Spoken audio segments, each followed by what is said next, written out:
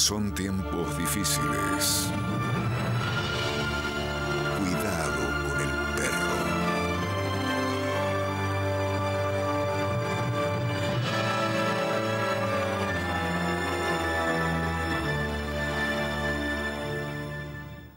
Obras publicadas, 8 expresiones poéticas, Los caminos del silencio, Las tejedoras del tiempo, Con olor a tinta, suma de cuentos, El jardín del infierno, que derivó en una miniserie de 13 capítulos con Pepe Soriano, Arnaldo André, Arturo Bonín, Ana María Picchio, María Cruz, telenovela, año 2000, Malena la del tango, 2005, Tragedia Tango Teatro, El niño roto, novela del 2011, y en edición La Marca, Grietas en el Paraíso, Muerte en North Park y Las brujas no lloran.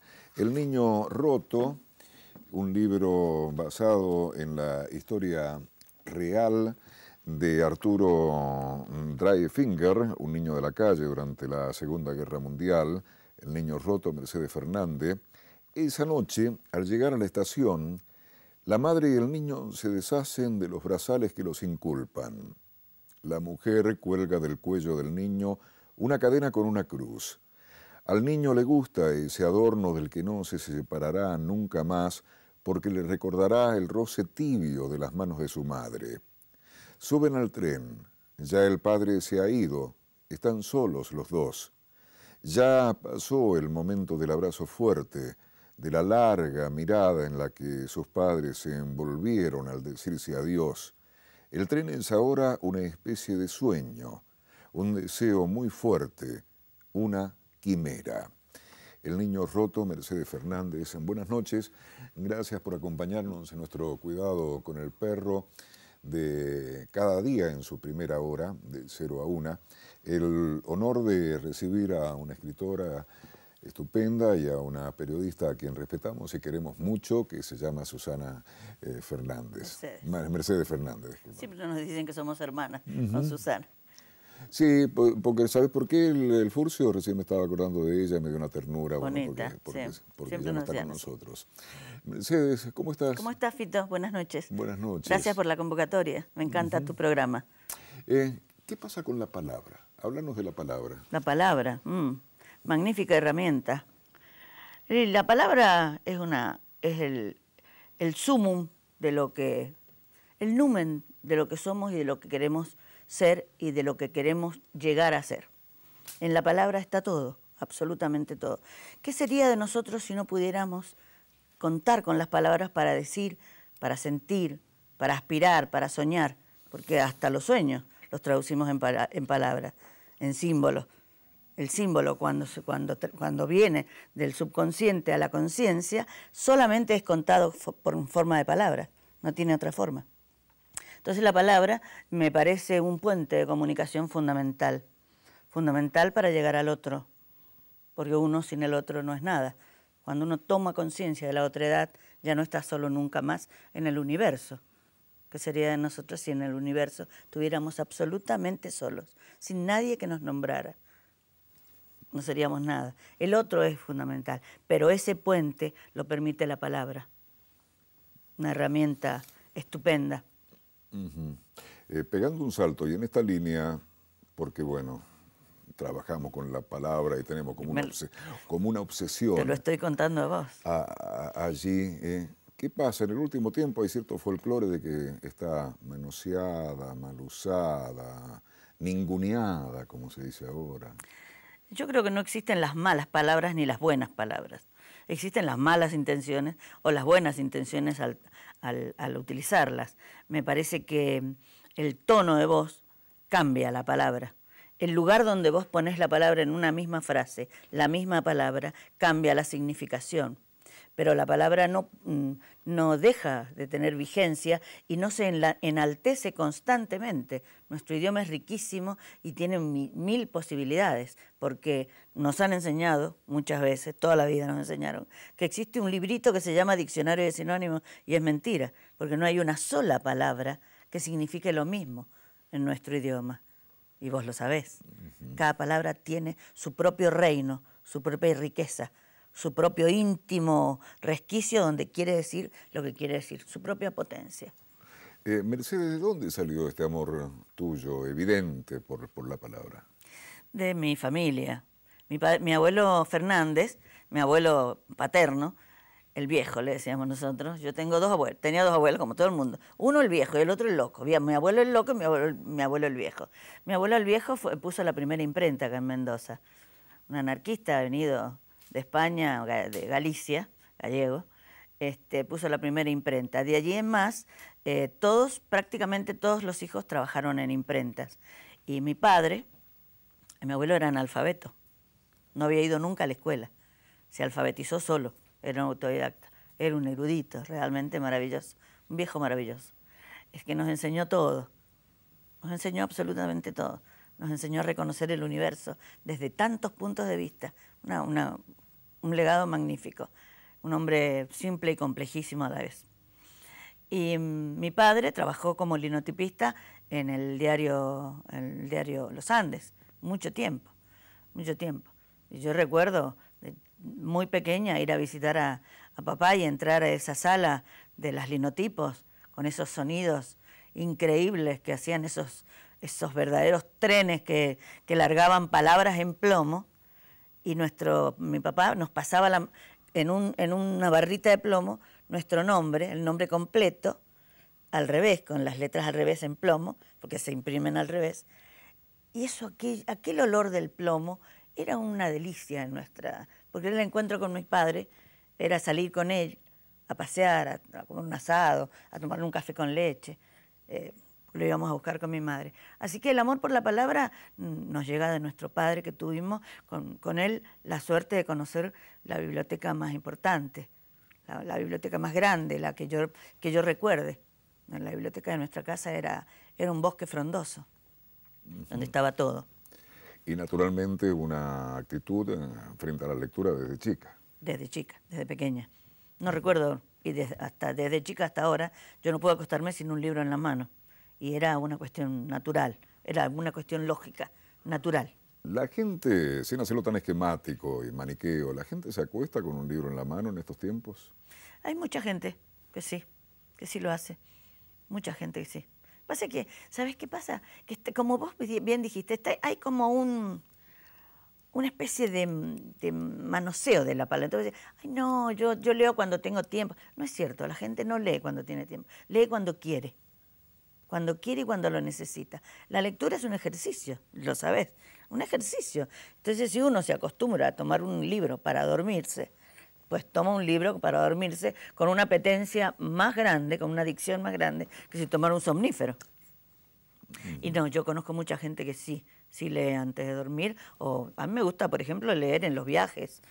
En los viajes, yo he estado en Alemania y de donde yo vivía, donde estaba viviendo, hasta el instituto donde estaba estudiando alemán, tenía 1 hora y pico. Y yo leía todo el tiempo, yo escribía.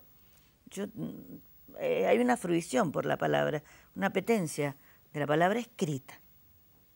Escrita. La palabra escrita es la que nos despertó esta cosa. La palabra que queda, no la que se desvanece, la que queda impresa. La palabra en tinta, la palabra marcada, como sello, como marca. ¿Y cómo lees, Mercedes? ¿Empezás y terminás o picoteás? No, leo 3, 4 libros a la vez. Tengo mi mesa de luz llena de libros y de gatos. Mis gatos leen conmigo. Leo varias novelas a la vez. Sí, me gusta mucho leer, pero sigo. No, completo el libro. No puedo. No leo el libro, tampoco tengo esa costumbre de comenzar por el final a ver cómo termina. No, yo me enfrasco y me meto. Libros y gatos, me recordaste a Cortázar. ¿Qué simbolismo tienen los gatos? Y los gatos son el umbral que nos abre la puerta hacia el misterio. Los gatos son los animales sagrados, acordémonos. Los gatos tienen una cosa extraña, exótica. Cuando nos miran, nos provocan abismos.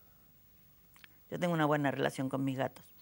Tengo 4 gatos. Tengo demasiado. Mis hijos me dicen, mamá, son demasiados 4 gatos. Pero no podría deshacerme de ninguno de ellos, porque cada uno de ellos tiene una forma especial de decirme cosas. Y dicen cosas. Absolutamente. Que si dicen, dicen cosas. Y escuchan y Y entienden. escuchan y entienden. Y tengo una, por ejemplo, que llega a una hora determinada. Yo escribo mucho en mi cama con la computadora también.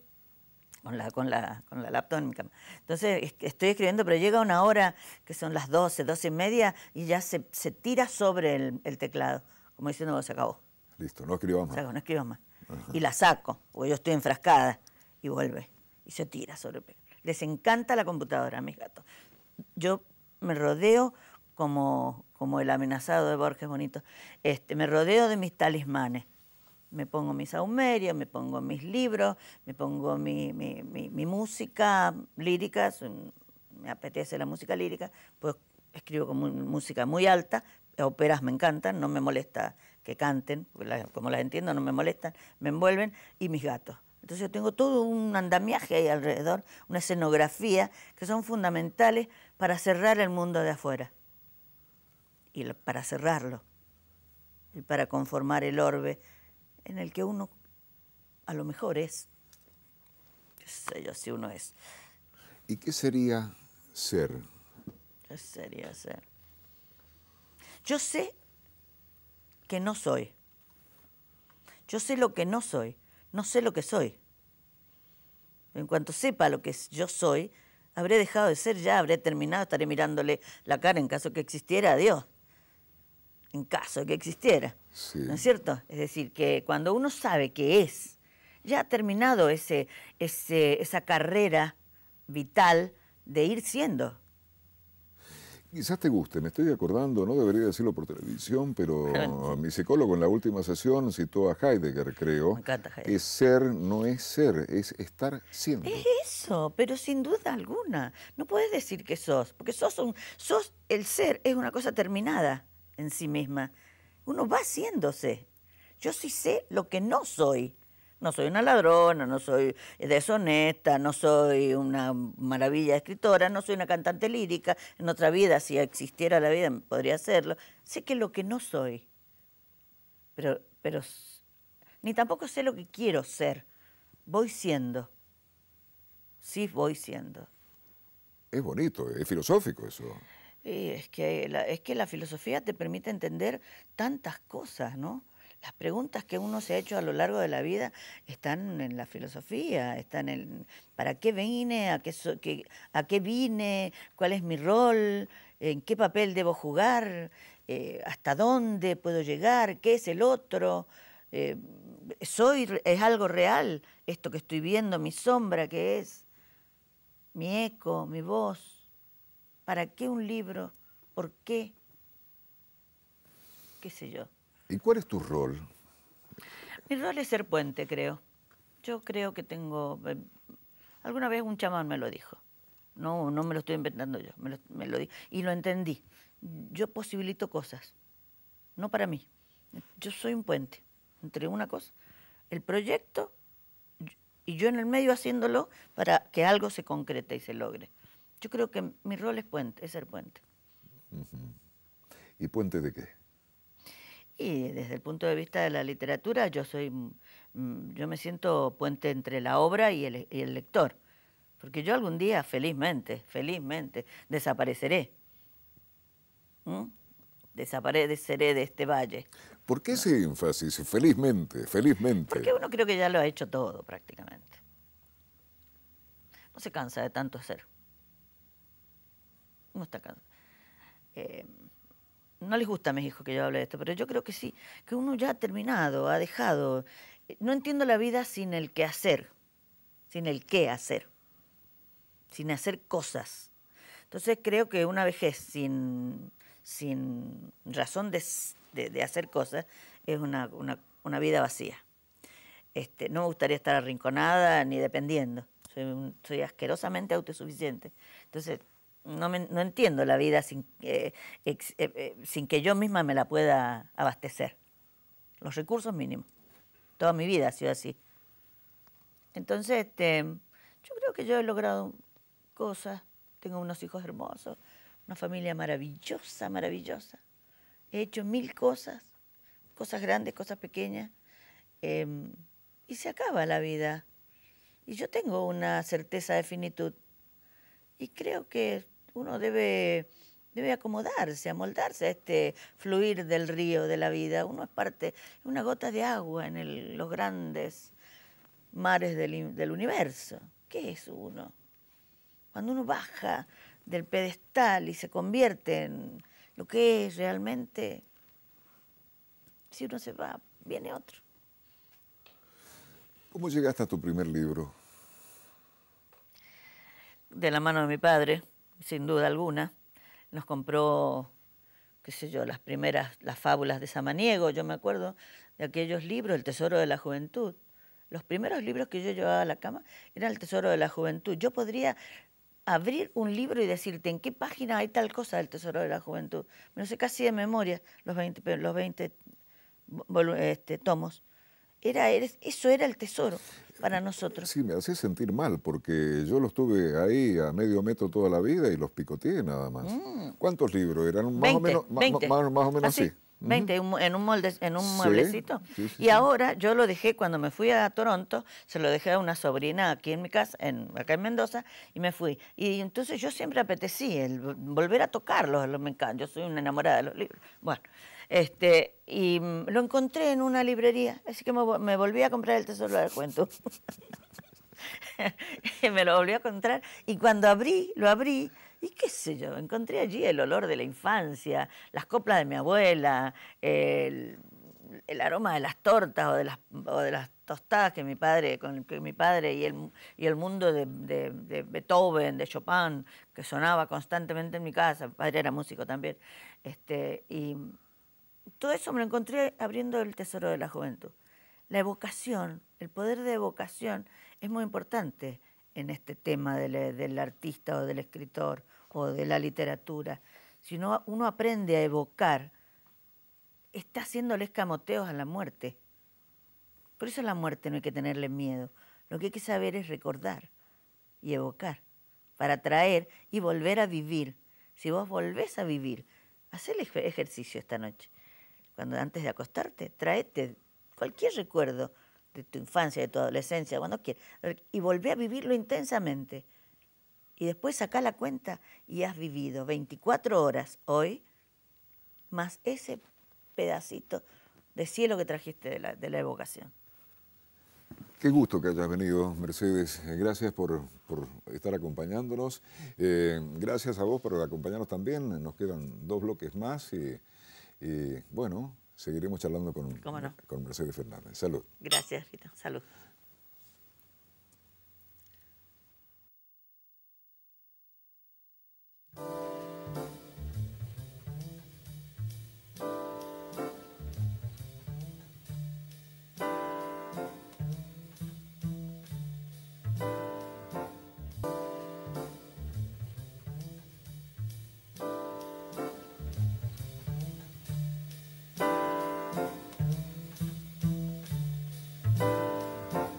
El gusto de estar esta noche con Mercedes Fernández, una escritora nuestra muy querida, muy respetada.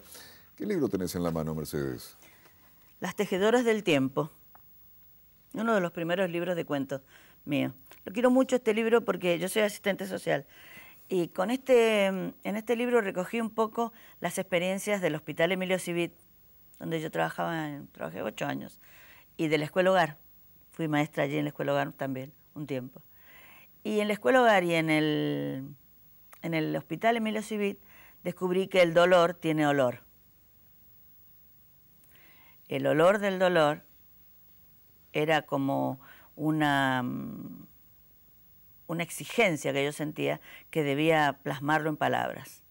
Entonces, todas esas personas que conocí, maravillosas, sufrientes o que cantaban, pero de esos momentos donde la vida te pone contra la pared o hacia el abismo, son los personajes de este libro. Nos gustaría que leyeras algo. A ver. Claro, el que te voy a leer es justamente...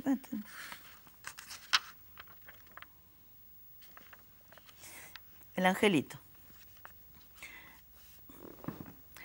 Mis cuentos siempre salen de un momento, de un instante cotidiano. Después se convierten en ficción.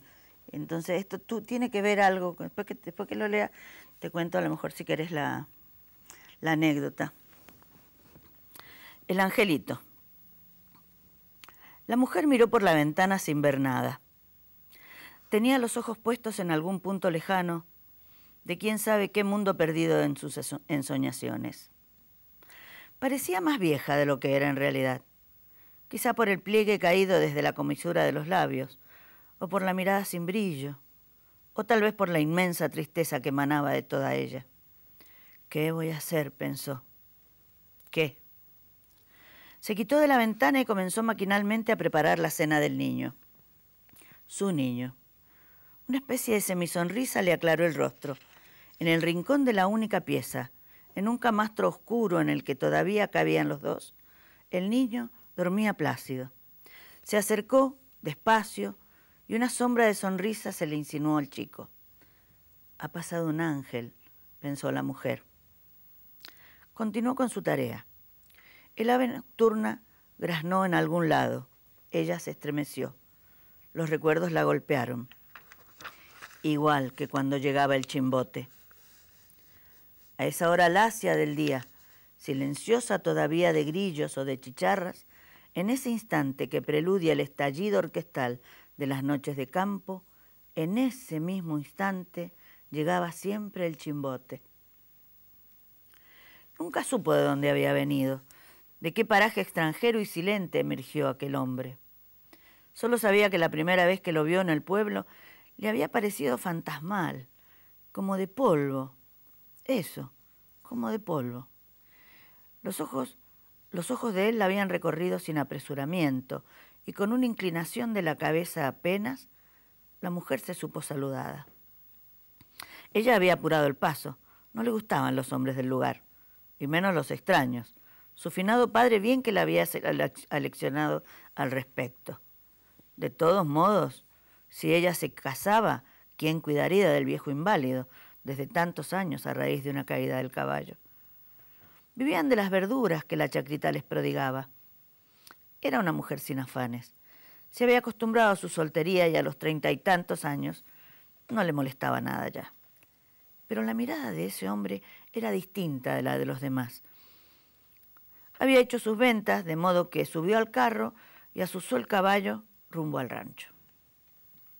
Por eso, varios días después, cuando el vuelo de la lechuza anunciaba el inicio de la noche, en medio de ese minuto de silencio, cuando la figura del chimbote oscureció la puerta de entrada, cuando el saludo del hombre fue casi un silbido afilado escapando por entre los labios, ella sintió que un estremecimiento le corría la espalda.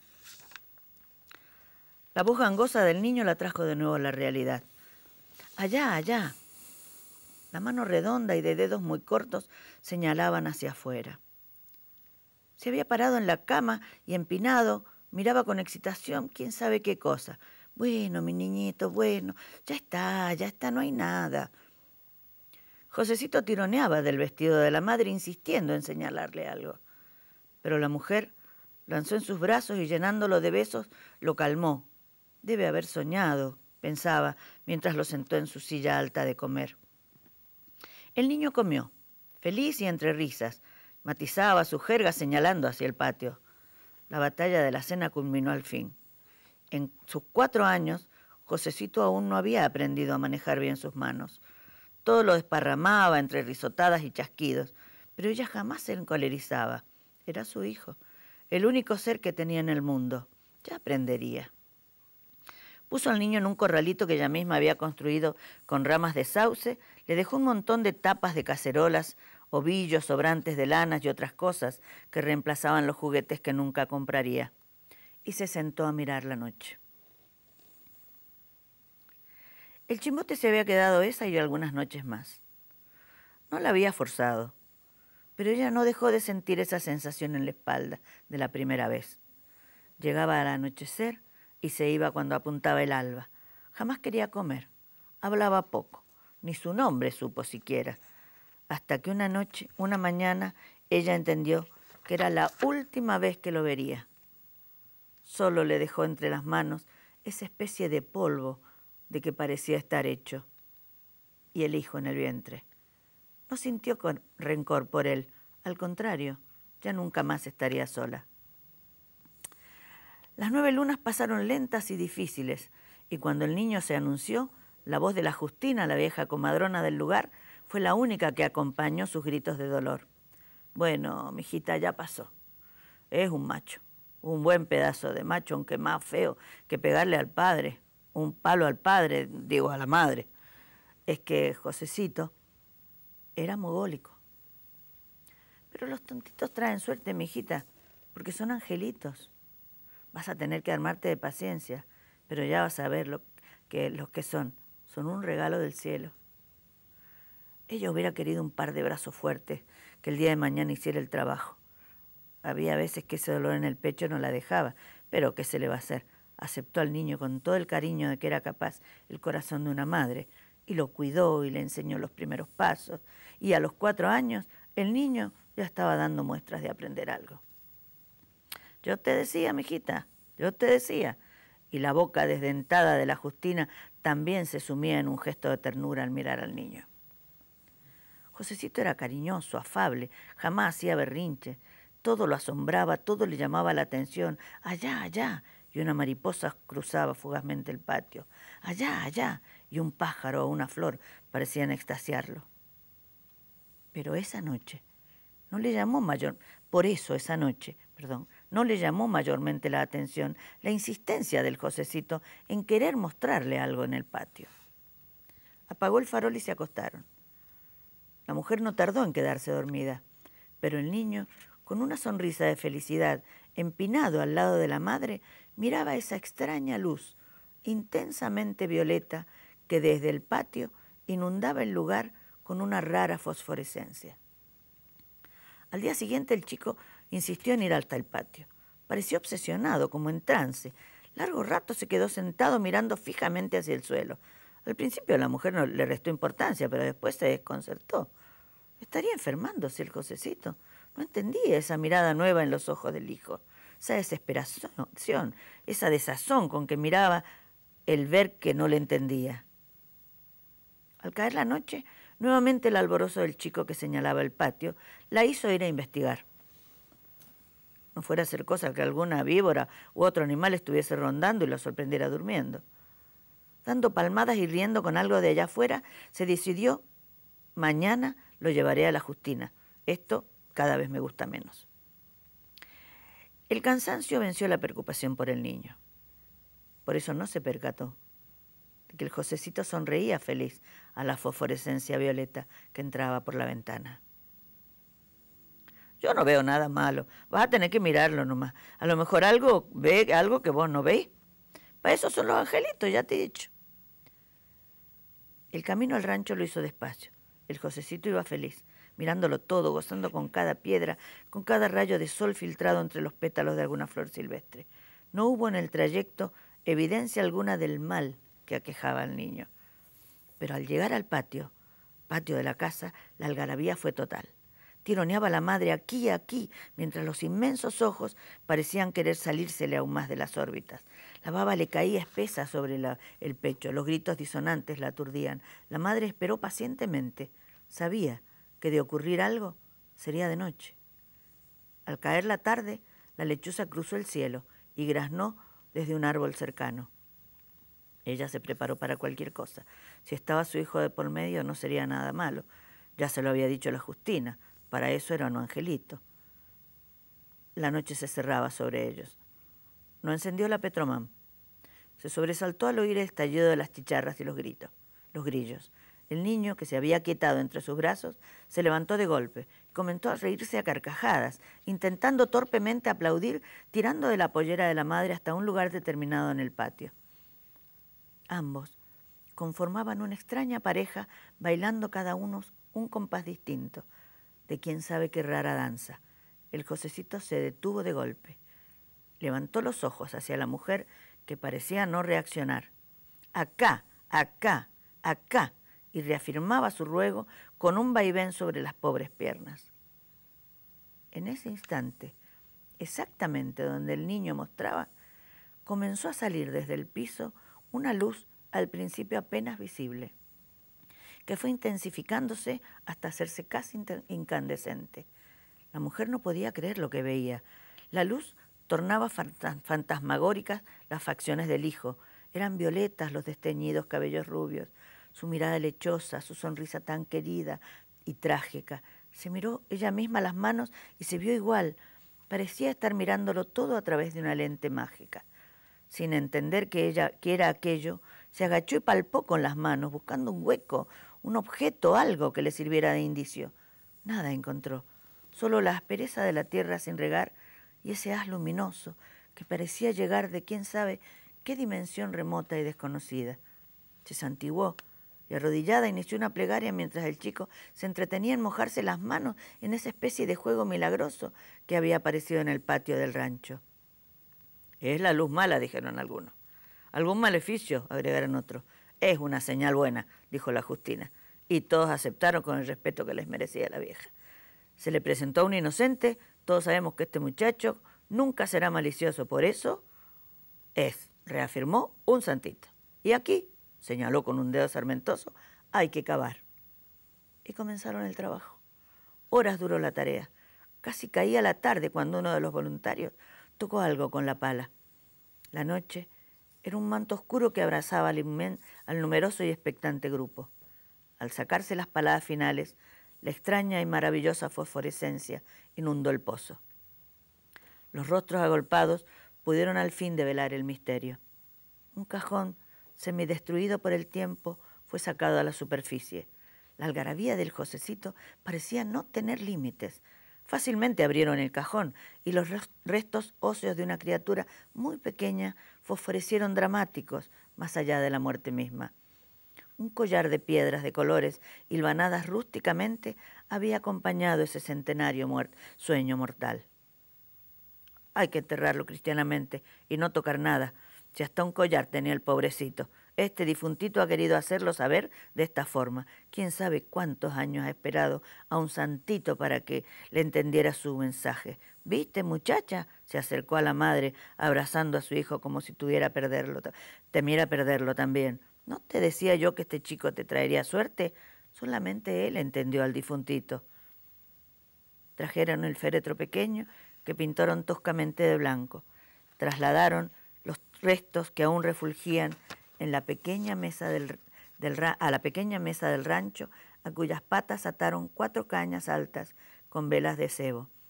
Velaron entre plegarias y rezos toda esa larga noche al muertito.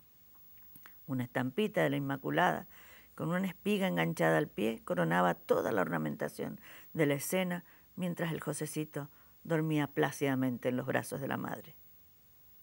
Al despuntar el alba, junto al gran sauce que había detrás de la casa, enterraron el féretro, cuyo resplandor comenzó a decaer a medida que la tierra lo cubría hasta desaparecer totalmente. Luego de colocada la pequeña cruz sin nombre, todos sintieron un extraño vacío en el pecho. Cuando volvieron hacia la casa, escucharon la risa del Josecito, a quien habían dejado dormido en el camastro. Jugaba torpemente, dando vuelta entre las manos con un collar de piedras de colores toscamente engarzadas. Bueno, Mercedes Fernández, esta noche con nuestro Cuidado con el Perro. Ya volvemos.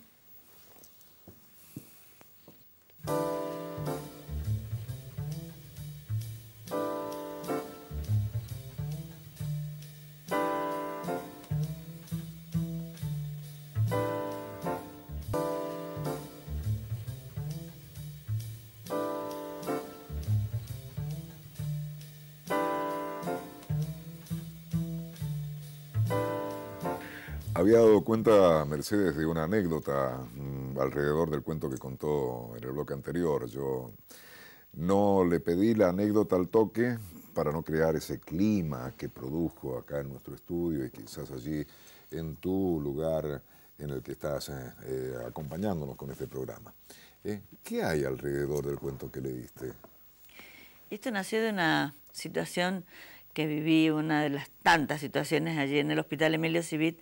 Se muere un bebé de una mujercita que vivía en Hachal y había que conseguirle, se morían los bebés y había el morguero, maravilloso señor Miranda, don Miranda. Yo le decía, me hace un cajoncito, señor Miranda, y él me hacía un cajón con los cajones de tomate. En eso se llevaban los chicos. Se veía el cuerpito a través del cajón, pero era un cajoncito, para no llevarlo en la mano. Entonces ella me dice, yo no me voy a mi casa, dice. No me voy. Le digo, pero ¿cómo se tiene que llevar el bebé a su casa? No, porque mi marido me va a matar, me dice. Se me ha muerto el niño y me va a matar a mí. Entonces le digo, bueno, yo la llevo. Vivía en Hacha. Yo me acuerdo que pusimos atrás, en el asiento de atrás el cajoncito y lo tapábamos con mi tapado de piel, me acuerdo. No me puedo olvidar de aquella escena. Y la mujercita iba al lado mío rezando que el marido no la matara. Pasamos el puesto de policial y todo. En ese tiempo no había mucho problema, pero podría haberlo habido, porque no se puede llevar no se puede llevar a nadie en un auto así. Entonces llegamos al lugar. Y cuando íbamos entrando en el pleno campo, un camino, un costado, un camino de tierra, venía el hombre con una garrafa venía a buscar con una dama Juana, dice, se ha terminado el querosén, parece, en mi casa, me dice la mujer. Bueno, el marido sigue hasta su camino hacia el almacén y llegamos nosotros inmediatamente, cruzamos un zanjón ya con el niñito en brazos y inmediatamente vinieron las 4 o 5 vecinos, todos en una mesa, en una habitación que era de 2 por 3, no sé por cuánto, en una mesita había pan que estaba leudándose, corrieron el pan, lo pusieron en 3 sillas que había en la casa nada más y limpiaron con un trapo y allí pusimos al muertito. Lo vestimos, yo le llevo ropa, lo vestimos y pusimos la estampita esa, la estampita que yo menciono en el cuento, estaba puesta allí y alguien, un hombre, un vecino, salió y trajo 4 cañas gordas y las ataron con alambre a las patas de la mesa y pusieron 4 velas. Cuando el hombre volvió y vio eso, se calmó. No sucedió nada más que aquello, porque aquello era una cosa extrañísima. Y allí pasamos toda la noche velando al muertito, que me quedó tan impactado a mí, tan impactada quedé yo con aquella situación de solidaridad ante el dolor, ese dolor mancomunado. Era un niño de todos, a todos se le había muerto ese niño. Esa empatía por el sufrimiento del otro. Así que de allí nace el angelito de Hachal. Bueno, qué hondura y qué emoción. Sí, realmente. ¿Qué haces en el taller de la palabra, Mercedes Fernández? Trabajo con un montón de entusiastas por la lectura. Mucha gente que viene es simplemente lector, buenos lectores, apetentes de la lectura, de la literatura, fundamentalmente de la ficción, aunque tengo varios que hacen ensayos. Tengo un rango etario desde jóvenes hasta viejos, de todos jubilados, médicos, abogados, ingenieros, arquitectos, psicólogos, un montonazo. ¿Qué trabajamos? Trabajamos textos, no hacemos preceptiva, yo no hago preceptiva, no es un taller de literario, puntualmente, como se entiende, un taller literario. Trabajamos la herramienta de cada texto, buscamos la figura, la herramienta, el con qué el escritor logró determinada situación. Trabajamos con textos de escritores conocidos y no tan conocidos, con textos buenos. Analizamos, elaboramos y criticamos mucho, corregimos mucho. Por eso se llama taller de la palabra, porque buscamos la palabra que esplende, la palabra que dice más cosas, la palabra polisémica, la palabra tesoro, esa palabra que es símbolo, el símbolo. No hay ninguna palabra que quiera decir, como dijimos al principio, lo mismo que otra. Si por algo decir casa no es decir hogar, o no decir edificio, o decir departamento, o decir morada, no es lo mismo, aunque quieran significar lo mismo. Pero entonces uno tiene que puntualizar y decir, cuando pone pan, como dice como dice Borges en el Aleph. Cuando uno tiene que poner azul, ni azulino ni azulejo, azul. Entonces buscar la palabra que dice, la palabra poderosa, la palabra simple, porque tampoco es la palabra rebuscada, ni la metáfora. Yo le escapo a las palabras, las metáforas, aunque has visto que allí en ese tiempo, hace mucho, como 20 años, tiene ese cuento, yo era bastante más amante de las metáforas. Ahora trato de hacer un poquito más escueta, porque la gente no se detiene tanto en la metáfora. A la gente hay que darle las cosas. En este tiempo la imagen es más importante que la palabra. Entonces la palabra subyace detrás de la imagen. Primero está la palabra y después aparece la imagen, pero la imagen es tan fuerte que la palabra tiene que ser también escueta y también fundante. La palabra, el nombre funda, dice Borges, ¿no? La palabra tiene que ser fundante y tiene que ser tan expresiva que sola ella te dé el ambiente, te dé la atmósfera. Eso es lo que se busca en el taller de la palabra. Y se logra. En este año, ya llevo 8 años haciendo el taller, tengo muchísimos alumnos, muy numeroso el taller. Y hemos hecho el segundo volumen del año 2016 de antología. Segundo volumen. Es decir, hace 8 años que venimos haciendo una antología por año y este año, como se agregaron alumnos, se van agregando. Yo tengo enrolamiento continuo, así que se puede agregar en cualquier momento del año cualquiera en el taller. Aparecen nuevos alumnos que quieren participar de la antología. Así que este año hemos hecho 2 y ha sido realmente muy hermosa la tarea, porque uno tiene la oportunidad de ver en las antologías cómo una misma persona va creciendo y va caminando la palabra, caminando lo fantástico. Yo trato de enfocarlos hacia la literatura fantástica. La literatura fantástica te saca de la autorreferencia. Esto tiene de autorreferencia nada más que haber visto cómo ponían 4 velas en una mesa. No es autorreferencia, es un recuerdo, una evocación, una imagen, una situación. Entonces, la mayoría de la gente escribe sobre sí misma. Y hay que sacarlo porque vos te metes el perro. Tu abuelo era el más lindo de todo, el mejor de todo, tu mamá la más bonita y vos eras el mejor de la clase. Siempre, las historias personales son más. Claro. Si alguien puede estar interesado, intuyo, del otro lado de la pantalla, de la cámara, ¿cómo puede vincularse con el taller de la palabra? ¿Tenés algún número? Me puede escribir a mi mail, mercedesdelc2013@gmail.com. Mercedes del C, la letra C, que yo me llamo Mercedes del Carmen. mercedesdelc2013@gmail.com. Y el taller está en pleno centro, en la calle Eusebio Blanco. ¿Tenés recuerdo de vos misma escribiendo tal o cual partecita de tal o cual libro y estar un rato largo, 20 minutos, 5 horas, buscando una palabra y no otra, y no encontrándola hasta que la encontraste? Constantemente. He llegado a escribir, cuando yo cierro mis novelas, llego a escribir hasta 14 horas seguidas.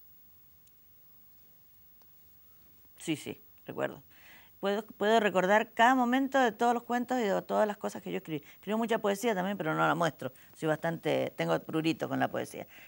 Como me encanta, no la publico. El primer libro fue un desajuste de la adolescencia. Pero sí me acuerdo y me empeño y me empecino. Y trabajo y la busco. Y si no, cuando la corrijo, la encuentro. Y siempre hay una palabra, aunque sea dificultoso el trabajo de No, siempre está. Es tan rico nuestro lenguaje, sobre todo cuando hay posibilidades de incorporar desde distintos puntos de vista una historia. Al cambiar el punto de vista, el nivel de lenguaje también cambia, tiene que cambiar. Entonces allí se encuentra la otra forma de decir lo mismo, el otro abordaje, el otro par de ojos o rostro mirándote desde otro ángulo de la habitación. Entonces, el otro espejo que te mira. Entonces, la palabra aparece. Hay que buscarla. Es un esfuerzo. Hay que cavar, como dice la Píncola Estés. Para encontrar lo que somos o lo que hemos sido, de dónde venimos, hay que cavar. No hay que mirar para arriba. Para ir para arriba hay que aprender primero a cavar, a cavar desde a nuestros ancestros, para abajo. Cavar, cavar, cavar. Mientras más cavas, más encontrás. Los tesoros están acá abajo, no están arriba como nos han dicho. Arriba es otra cosa. Contanos algo del Jardín de los Infiernos. El Jardín de los Infiernos fue una novela que tuvo mucho éxito porque se convirtió en una miniserie que sin duda alguna dio mucho trabajo acá, porque trabajaron prácticamente, yo creo que todos los actores de Mendoza, porque tuvimos que reprisar La Cárcel. La hicimos en el Matadero, en el viejo Matadero de Godoy Cruz, allí cerca del Hospital del Carmen. Allí hicimos una cárcel. Teníamos 8 horas de crudos, nos habían permitido filmar. Theo Kaufman fue el director de aquella aventura que fue. Nos permitieron por primera vez meter una cámara. Teníamos 8 horas de crudos. Llega un momento en que en la miniserie los crudos están metidos en el medio de la miniserie y no te das cuenta cuál era el crudo y cuál era la parte editada, la sí. significación. Pues se hizo perfecta la cárcel. Se picaron todos los azulejos del frigorífico, que eran las cámaras. Cámaras eran las celdas. Sí, fue una experiencia realmente muy, muy interesante. Trabajó Pepe Soriano, Arnaldo André, Ana María Picchio, Hugo Arana, Arturo Bonín hacía el primer personaje, varios actores que no me acuerdo ahora, un montón más de Buenos Aires, pero acá trabajaron todos, el Tino Neglia, todos. La música la hizo Víctor Heredia. Fue una hermosa... Y recordarnos la trama, ¿qué pasaba allí? La trama era, simplemente a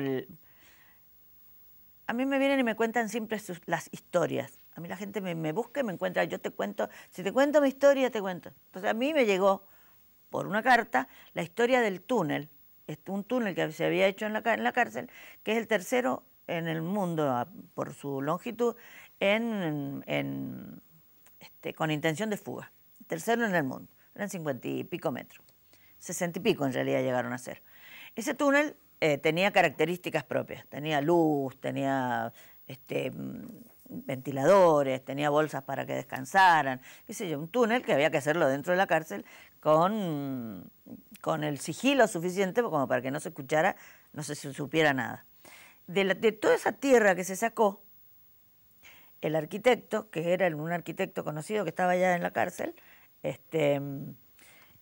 hizo los canteros, pues se llama el Jardín del Infierno, porque la cárcel es un infierno, sin duda alguna. Claro. Entonces el jardín se hizo con esa tierra del infierno. Así que, sin duda que la historia está totalmente ficcionada. Para hacer la miniserie, tuvimos que hacer como 10 no. Tuvimos que hacer 6 versiones de los guiones. Los primeros guiones los hice yo. Después los terminé yo, pero con un equipo de 10 personas en Buenos Aires. Trabajamos muy bien, muy bien. Y lo que quería decir era que para armar la miniserie yo tuve que inventar 30 historias más de los que estaban, más que los que aparecen en el libro. El libro está bastante más circunscripto al túnel, a uno que habla Hay 3 niveles de lenguaje en la novela, por eso interesó la novela. El lenguaje del que va contando el túnel, que es en una primera persona en presente, porque no tienen... El pasado no existe y el futuro tampoco, está en presente constante, con la única intención es escaparse.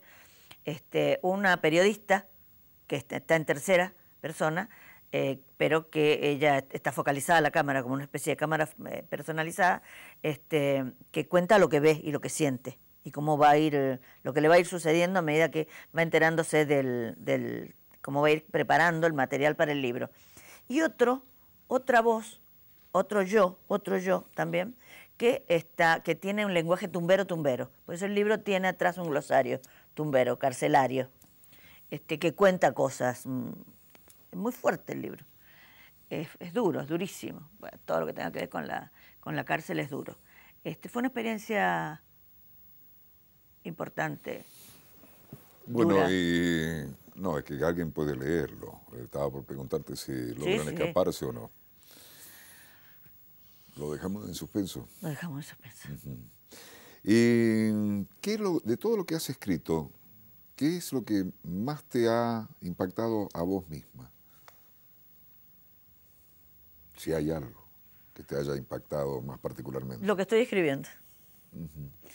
Los libros, posiblemente, si vos me decís qué es lo que más quiero, te diría Las tejedoras del tiempo, pero también te diría Con olor a tinta, que está ahí todo el tema del proceso y aquel tiempo infernal de los años terribles.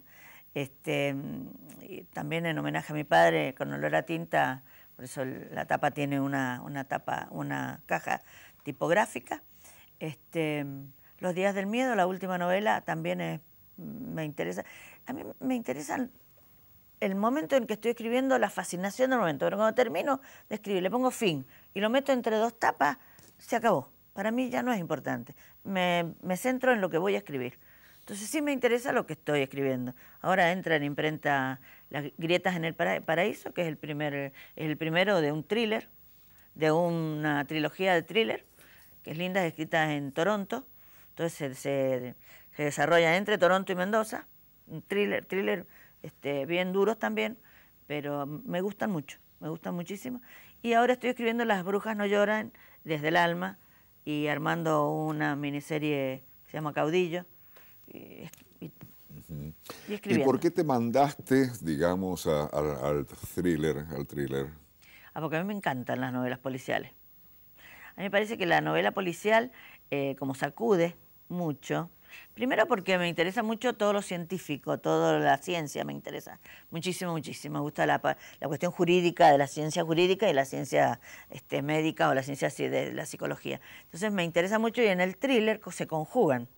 El thriller es la novela policial que ha incorporado a la ciencia como elemento fundamental y el lenguaje cambia totalmente.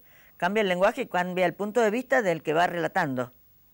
En la novela clásica policial, Sherlock Holmes o Poirot te contaban al final de la novela cómo habían hecho para deducir todo lo que... Y cuentan, ¿viste? Que reúnen a todo y cuentan. Yo hice esto, pensé esto y vi aquel, y vi el letrero. Entonces te cuentan y el lector se entera con la gente a la que el detective le está hablando.